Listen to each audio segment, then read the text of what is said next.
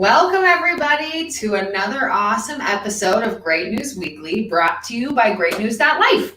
I'm your host, Jenny Craig Brown, and each week we bring you super fun, exclusively positive news stories. So come on in, grab your lunch, come hang out with us.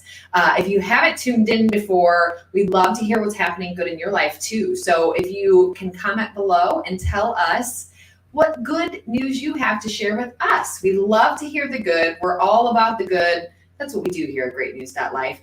If you tuned in last week, you got to see Chris Mallman be our host. So I'd love to hear your guys' feedback. I think he did a great job and it was super fun. So you got me back this week and we have incredible fun stuff for you. We sent Lifer Cammie all over the region this week. And I'm really excited to share her findings. First up, Cammie got a chance to learn about a really unique coat drive right here in Valparaiso. The coat drive has an interesting story and, of course, a wonderful mission. Let's check it out. Well, hi. Today we're here with Angela from the Salvation Army. Hi, Angela. Hi. Thank you for having me. Of course. So we want to talk a little bit about the Coat Tree Project. Can you tell us a little bit more about it? Absolutely. So it's so much fun to be a part of. Last year, our advisory board member, Nancy Satterley, introduced me to Kathy Walter. And Kathy is the person that started this in 2018. She said that she got her inspiration from a picture that she saw on Facebook. And I guess there were trees in Turkey and they had coats tied around them.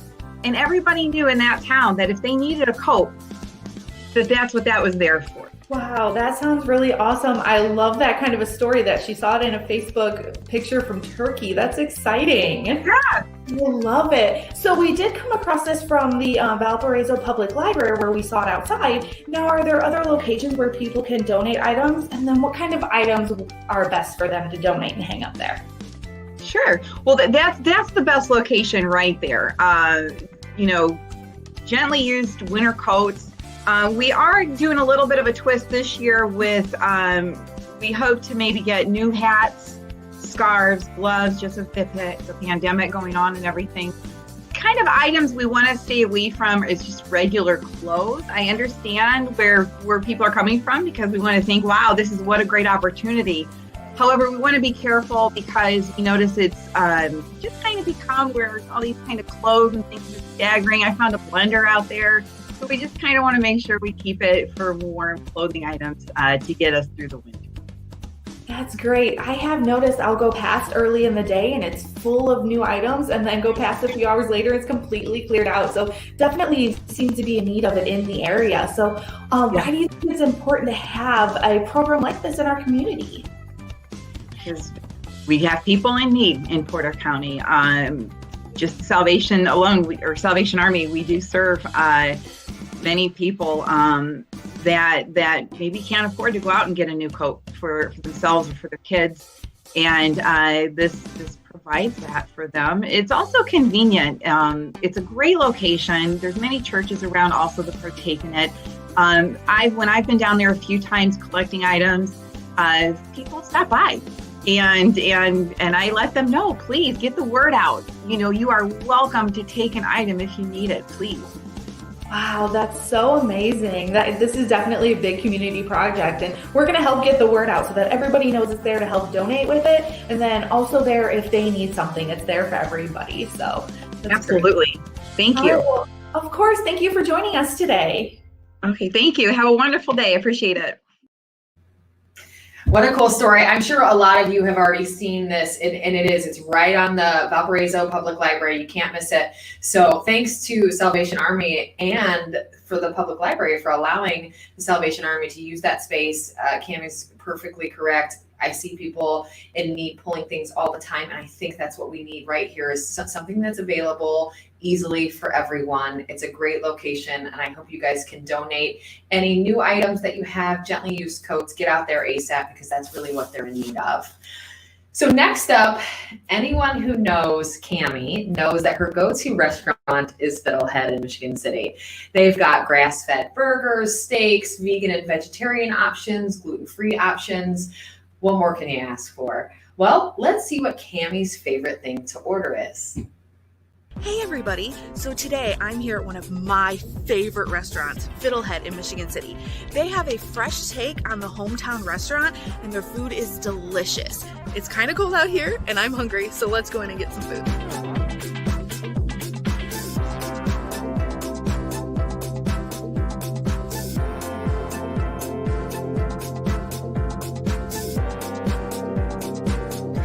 So I ordered my favorite, and it's the Mac Daddy burger. This is a giant burger. It has a macaroni and cheese patty on it, onion straws, all the good deliciousness. But all of their beef is also grass-fed beef, and trust me, you can definitely taste the difference. So I also got pierogies to start the meal, and they're pretty good, but trust me, you can't finish all of this. There's so much, so it's really good. You need to come try it.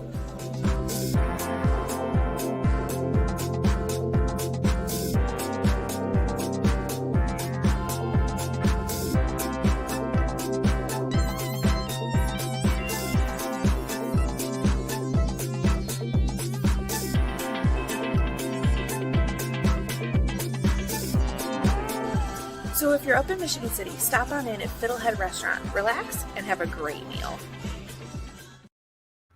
Yes, relax and have a great meal is the best way to end that because she's exactly right. If you don't know the Fiddlehead team, Aaron is an incredible owner and operator. He just serves the community in every way. It's fantastic. Chris Malman is also a fan. He said, Mac Daddy, can't wait to love you. I don't know that he's had that one yet, but he's had lots of Fiddlehead, I think, in his day, and he is correct. It's a great one. Cammie's favorite is the Mac Daddy. I think we here at the office have all kinds of different favorites. Mine are those pierogies that she mentioned, but seriously, guys, if you haven't been there, Aaron's fantastic. The food is fantastic. And they are a really community-based company serving the region and helping any way they can. So show your support to them and call in and get some carry out or stop by today because they're fantastic. Oh, and Nathan said bourbon glazed pork chop. So tender, so juicy. Everything is amazing. Can't go wrong. I haven't had that yet, but good point. See, even more reasons to head out there, guys. Get out there ASAP. So last but not least, our team here has talked a ton about libraries in this region. They continue to innovate and grow as our world becomes more tech-based. Cammie connected with the incredible team at the Porte County Library to learn some of their new offerings. Thank you, Jenny. So today with us, we have Jennifer Bissonette and Christy Chatterton from the Porte County Library. Thank you so much for joining us, ladies. Hi. So I just have a few questions today. So libraries have evolved over the years from just going and renting a book to being able to use computers there and different systems. So can you tell us some ways the LaPorte County Library has adapted? Absolutely. So over time, obviously libraries have become a center for so much more than, like you said, just grabbing a book. There's public computer access, there's Wi-Fi access, you can get kits and use maker spaces. There's so many really interesting things you can do. And here we're no exception. We have so many great items and things that you can come check out, that you can come use at the library. And we have some really cool things upcoming too. We currently have 7 locations, which I'm sure so many people are aware of. But coming, we also have the Exchange location across the street from the main library in LaPorte that is going to have an expanded kind of makerspace vibe. There's going to be recording studios, woodworking equipment, and a lot of different skills building opportunities for the community. Okay, so can you guys tell me a little bit more about the makerspace? Yes, we actually started our makerspace concept in the fall of 2014. We decided that we wanted to make these types of hands-on experiences that the customers can't necessarily get on their own available to them through the library. And some of those types of things are 3D printing. You can learn how to solder. And then, as Jennifer spoke on, in our new Exchange, which will be coming sometime 2021, we will upgrade those services to include things like video editing and recording studios, and just a whole plethora of objects that the customers can come in and use. Wow, those sound awesome. So with all of those, do you have to be a LaPorte County resident to be able to utilize these services? Or is it just as easy as going and getting a library card? Well, there are a few different ways you can access things. So yes, our services are often for the LaPorte County residents, but there are some options for people who don't live in the area or who maybe temporarily come to the area. So on our website at laportelibrary.org, if you click over to at the library and get a library card, it will take you through a list of every type of card we have available. And those go from our residents who can get adult, youth limited, youth unlimited cards. We also have an online borrowing card, which is a temporary card that individuals can have.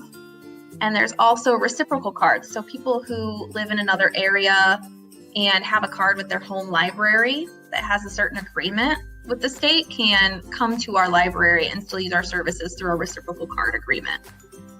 That is really cool. Yeah, I wasn't sure if you had to live in the county to be able to use those services. So that's awesome that you have so many different options. So, well, thank you so much for talking with me today, ladies. Absolutely. Thank you for having us. All right, now back to you, Jenny. If you do not know Christy or Jennifer, connect with them, get to the library. They're awesome, delightful women that really are keeping the library a fun, exciting place. And I think, as Cammie mentioned, yeah, exactly. I don't know if I had no idea there were so many different programs at the libraries in the region, especially LaPorte County Public. They're incredible. I didn't know they had so many locations, so many offerings. And I know you guys at the library are all keyed in and watching now. So thank you for what you're doing. Christy has been connected to the Life Sites forever. Same with Jennifer. And you guys are just sharing so many incredible opportunities to the region. So thank you to that. If you guys can't participate or aren't close enough to LaPorte County, just get to your local library and really try to take some time to figure out all of the offerings they have, because while we often think libraries are kind of old school, they're really not. They've grown with the times, especially this LaPorte County group, and it's great to support this amazing mission in our days today. So fantastic work, you guys. Well, thanks to Cammie for so many incredible interviews this week. Thanks to all you guys for watching. Of course, tell us your good news. Shout us out. Tell us all the things that you want us to cover, who you want us to hear, who you want us to interview, what you want to see on our Good News Show. So we're here every Wednesday at noon on NWI.life and Valpo.life Facebook. We are also live on YouTube, so shoot over there and get that going ASAP. Watch from YouTube, comment, tell us your good news. And if you cannot watch live, come back later. Or if you like podcasts, you can listen to us on all of the podcast avenues possible, Spotify, Pandora, all the good ones. So please come back, tell us your good news, and come listen to ours. I will check you all next week. Have an awesome day, guys.